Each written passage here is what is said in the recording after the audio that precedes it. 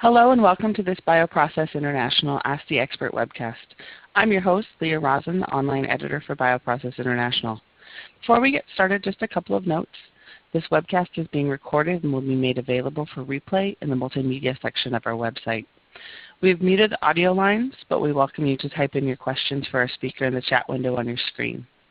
After the presentation, we will begin the question and answer portion, and I will ask our speaker your questions from the chat window. Your questions in the chat window will only be visible to myself and our speaker. So thank you for joining us today. It is now my pleasure to introduce our speaker, Fletcher Malcolm from Repligen.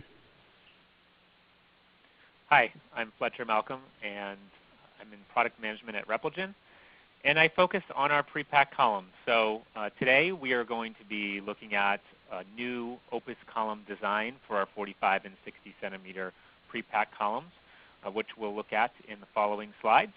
Really, this design gives the ultimate flexibility for the end user to be able to unpack pre-packed columns once they arrive at an end user's facility. So we'll go into some technical details as well as some applications data and then wrap up in about 10 to 15 minutes.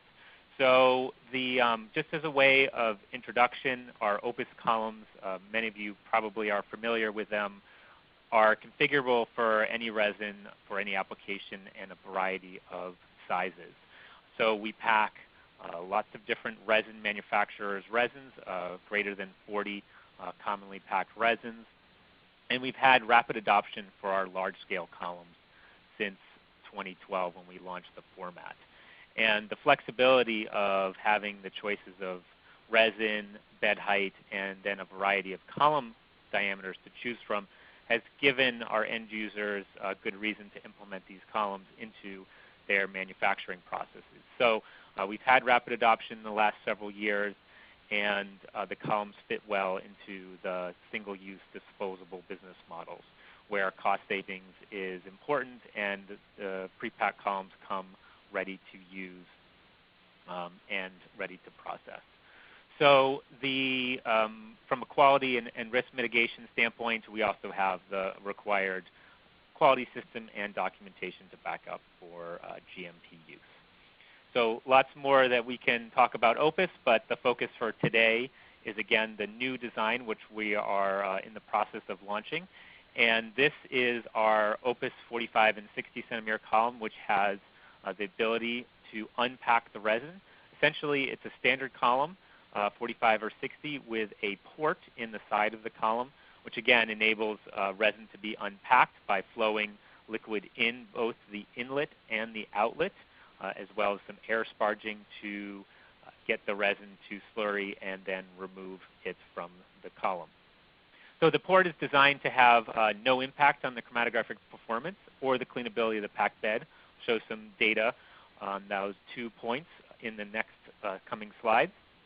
And then once the resin is unpacked, that resin could be used for process development or non-GMP column packing, or perhaps as a backup strategy in manufacturing if there is a deviation of sorts where a new column is needed.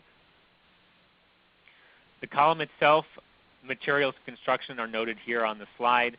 The column design is the standard Opus 45 or 60 design, and the new product contact components are use the same materials. So everything is Class 6 or EMEA 410 or animal-free compliant, and we also have extractables on all of the product contact components. So on the left side of the screen are the components for the 45 or 60 centimeter column, and then on the right side of the screen are the product contact components for the new plug or Opus R port design. Again, polypropylene and silicone being the primary materials of construction. From a chromatographic standpoint, the first question that we always get when speaking about this design to our end users is, does it impact chromatographic performance? And so there's a couple of ways to look at that. One way is a simple plate count and asymmetry test where we've taken a 45 centimeter standard column design and compared that to a 45 centimeter R design. and also have done the same thing with the 60 centimeter. And as you can see that the plate count and asymmetry numbers are very similar between the two different designs, standard versus R. So from a plate count and asymmetry standpoint, there is no impact on efficiency, chromatographic efficiency or asymmetry.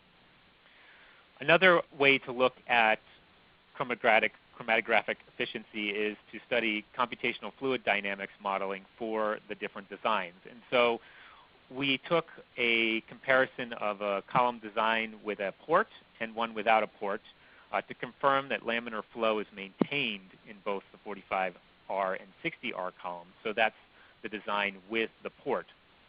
And so up on the slide you see we have a band essentially moving through the column. And what it shows is that the band of liquid does not change in terms of the volume. So there is no volumetric change of that band. There is no band broadening, which is evidenced by the chart on the bottom left, where we're looking at volume of initial liquid versus a volume change. And there are actually two curves on that chart.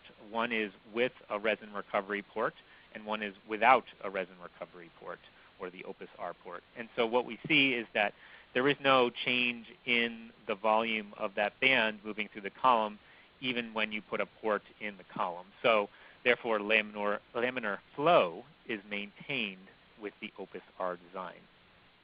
So from a chromatographic performance standpoint, really no impact on performance. So the next question is around cleanability. And so cleanability, we studied a couple of different ways, showing one example here on the slide where we're doing a bioburden challenge.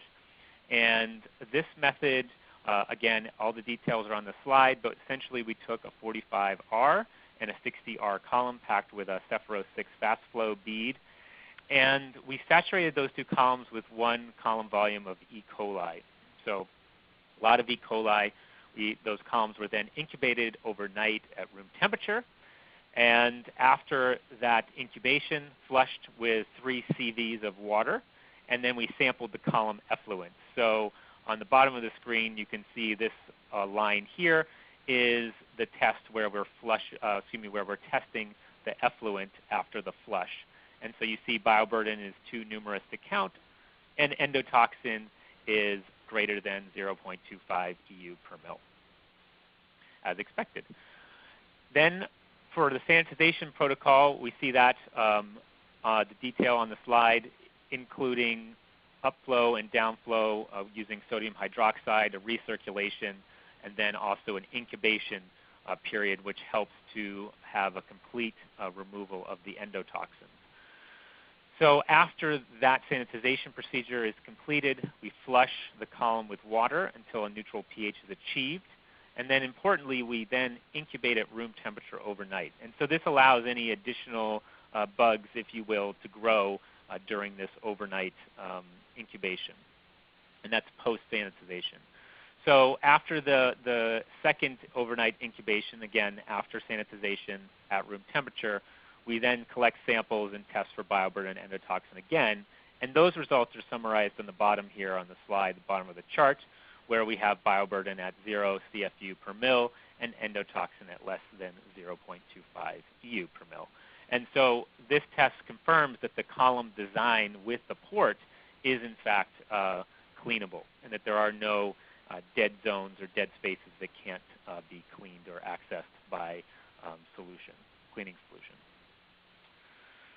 Lastly, the column procedure for removing resin, of course, also important. So now that we've looked at chromatographic performance, cleanability, how about just removing the resin? We've designed in our applications lab here at Repligen a fairly simple approach to removing resin, where we have a tubing set, which will be provided with the Opus R 45 and 60 design, that provides flow to both the inlet and the outlet, and then also a tube that connects to the port and would deliver resin into a resin collection tank. So the method is a simple inlet and outlet flow, and then air sparge to create a resin slurry, which then helps the resin to be expelled from the column. And so we've tested this procedure with 2 model resins, Cephro 6 Fast Flow and Poros resin.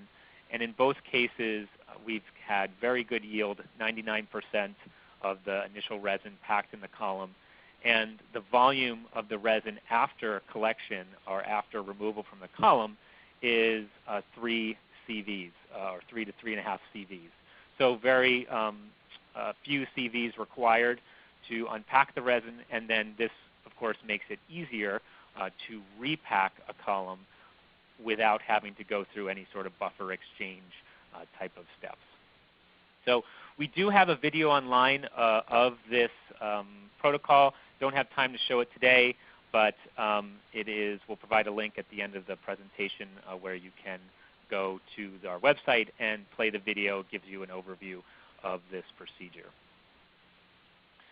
And then from the final point here for the webcast is the Opus R columns, just like all of our other columns, are stable during transit. Of course, this is a question that many of our end users and many customers ask. So we've put our Opus R column through the standard shipping test, which we've done for all of our columns for GMP manufacturing. And the list of sort of worst case shipping conditions is up here on the slide: high temperature, high humidity; low temperature, low humidity; compression testing; vibrational testing; drop tests; and then incline impact tests, which is where the column in its crate is pushed essentially down a ramp, and then it slams into the side of a concrete wall. So fairly disruptive tests. And as you can see from the asymmetry and plate count results on the right side of the slide, pre-shipping and post-shipping results are very consistent and show exactly what we'd want to see after this worst-case shipping example. So with that, I will wrap up. These columns are available in the first quarter of next year, so that would be first quarter of 2017. And the unpacking port design maintains chromatographic performance as we've shown through this presentation. The resin is easy to be unpacked. And the unpacked resin can be used for a variety of different things. For example, backup column packing, process development or non-GMP column packing, and then finally things like resin end-of-life studies, which could also be important. So you can learn more at our website, including the video which I mentioned, by visiting the link which is written down on this slide. And so with that, I'll take any questions. Thank you very much for your time. Thank you, Fletcher. So the first question is, are there any resins which cannot be unpacked with the Opus R technology? Sure. There are certainly resins that we are going to have difficulty unpacking. One such type would be the CHT type resins. Those will not be able to be unpacked. But as we've shown with the most agarose, probably all agarose particles, we haven't studied every single one, should be easy to unpack, as well as a polymethacrylate based particle like a Poros, which packs quite densely, can also be unpacked. And can the column shell be reused once the resin has been unpacked? Yep, so the column shell cannot be reused. Once the resin is unpacked, the column shell could either be discarded or recycled. And when will the Opus R be available, and what's the lead time? Yep, so the Opus R column will be available towards the end of Q1 2017, and the lead time will be our standard Opus lead time, which currently is in the 11 to 12 week range.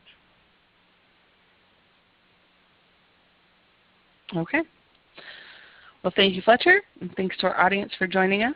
The recorded version of this webcast will be available for on-demand viewing on our website, and as a registered attendee, you'll receive a follow-up email providing you with a direct link.